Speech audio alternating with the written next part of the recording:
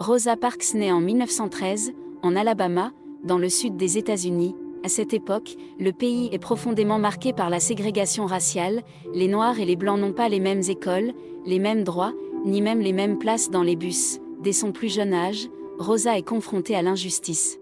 Elle voit sa mère et ses grands-parents lutter pour leur dignité, dans un monde qui cherche constamment à la leur refuser. Très tôt, elle comprend une chose, le racisme n'est pas normal. Le 1er décembre 1955, après une longue journée de travail, Rosa Parks monte dans un bus à Montgomery. Elle s'assoit dans la section réservée aux Noirs, mais le bus se remplit.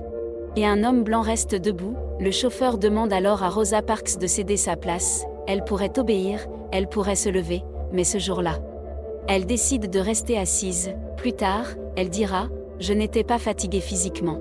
J'étais fatiguée de céder ». Rosa Parks est arrêtée, menottée, puis condamnée à une amende, mais sans le savoir, elle vient d'allumer une étincelle. Son arrestation choque la communauté afro-américaine. En réponse, un boycott massif des bus est lancé à Montgomery. Pendant 381 jours, des milliers de personnes marchent, covoiturent, résistent. À la tête du mouvement, un jeune pasteur encore inconnu, Martin Luther King Jr.